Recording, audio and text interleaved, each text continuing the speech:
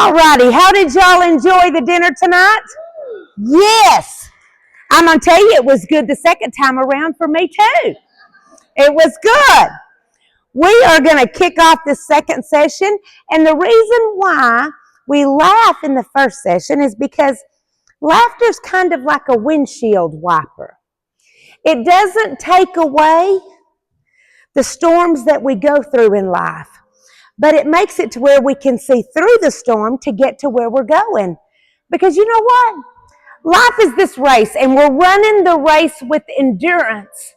We're running it hard. And I don't know how many of you started out this year, but maybe all of a sudden, out of nowhere, your storms, your trials got big. And life kept going, but you went down. Maybe it was a health issue. Maybe perhaps it was a death. Maybe it was family that you never see anymore. Maybe it was financial. But when we know Jesus, we can get back up on our feet. And we can. And if we can't run, we can walk. If we can't walk, we can crawl. If we can't crawl, we can drag ourselves, but we can keep going in a forward direction. And what God will do is pull someone up next to you. Maybe they're at your table now. You've laughed with them. You've cried with them. Oh, the value and the gift of friendship. And they let you lay your head on their shoulder. And they petted it. They pet that hair and they prayed for you. And they bombarded heaven with what you needed said. Because as we get older, sometimes we get that diagnosis that we didn't expect. Sometimes holidays roll around and they don't roll out the way that we dreamed that they might. Maybe there's no laughter at Christmas time anymore. And maybe more than anything else, it just kind of stresses you to think about the days ahead. To think about when all the family comes or when no one from the family comes. You know, December can be a very difficult time of year. And many people don't laugh unless they're prompted. I had some people tell me earlier, they said, you know, I can't remember the last time I laughed. God made laughter to get us through what we're going through. Because truth is, there's an old song that Merle Haggard sung. And it went like this. If we make it through December, everything's gonna be all right, I know. Some of you are hanging on because you know that if you make it through December, everything's gonna be all right. And you young people, we remember back in the day whenever stockings were hung by the chimney, little kids, our children, were running in and they couldn't wait to open presents. We were worn out from wrapping, exhausted. But oh, the memories that we have that we definitely remember. And then when life gets tough, you see, the enemy will come in and he will roam around like a lion looking for someone to devour. Don't feed him. Don't feed him. What we have to do is realize that when there comes that time that we look in the mirror and we see old, and even sometimes whenever we feel old, because life did go by so quickly. When I said at the very end of the first session, from diapers to dates to depends, it's a quick trip. It is a quick trip. Time slipped by so quickly. And when we look in that mirror and what we see is old and we feel old, sometimes we feel outdated, out of touch, left out, And often we will back out. I want to remind you this time of year, my mother always says, because we have a huge family. First, let me ask this question. How many of you out there have somebody difficult in your family? For everyone who did not raise their hand, bingo! It must be you if you couldn't think of anyone. My mother always says, Tammy, if we could just put a Prozac salt lick outside the screen door, and everybody has to lick it before they come in the house. She said, I know that we would have peace that surpasses all understanding if we could just do that.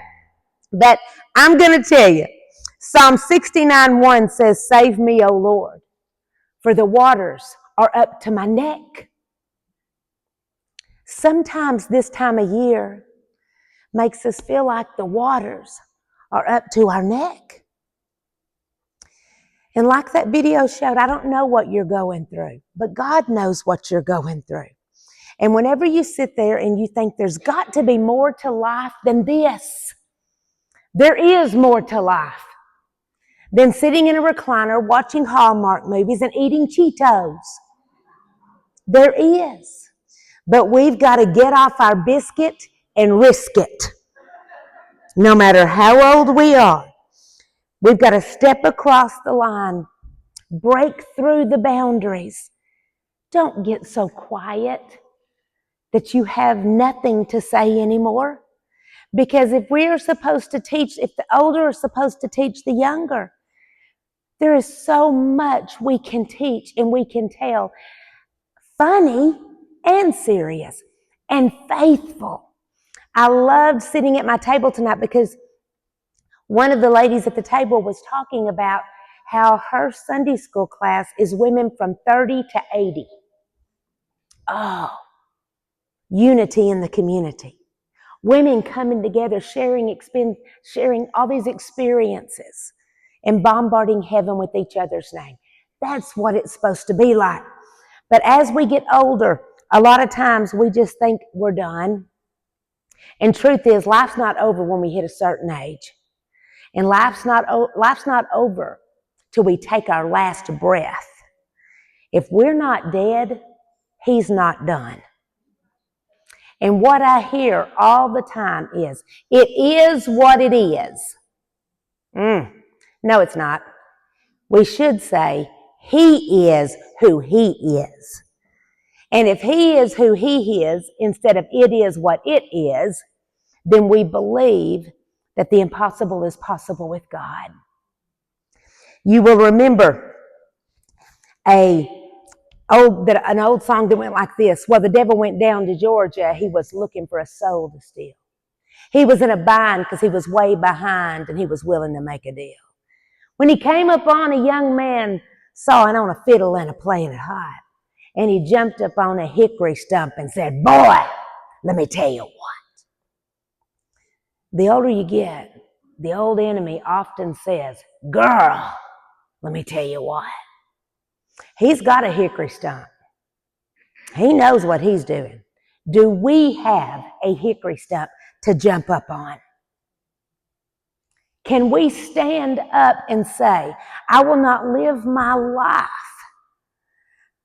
by the shame and pain of yesterday, but I will live my life by the promises found in His Word? That is a hickory stump. No matter how old you are, if we gotta grow old, let's grow bold.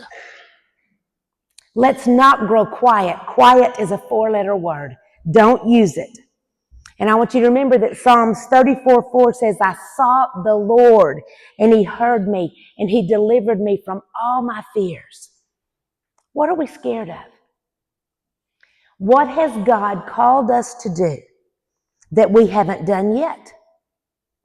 Because the truth is, cemeteries are filled with speakers who never spoke, preachers who never preached, writers who never wrote, singers who never sung, choir members who never joined the choir. Sunday school teachers that never taught. What is God calling you to do?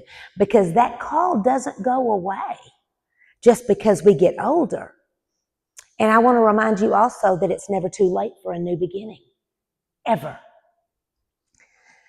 So if family is the thing that makes you a little nervous, that makes your knees knock, and you just wonder, oh my goodness, as the holidays come upon me, I'm going to tell you, sometimes you're the only Jesus that they will see. So make sure you have a hickory stump so that they know what you believe. There's a song that goes, well, the family this year is frightful. The food is oh delightful. And since we're looking for an excuse to lay low, let it snow, let it snow, let it snow. Because in our area, if it snows, nobody will come. But you know, there is something about what God has called us to do that sometimes it will wear us out. We will try to deny it. We will say, no, no, no. And He is saying, go, go, go. Go, tell it on the mountain.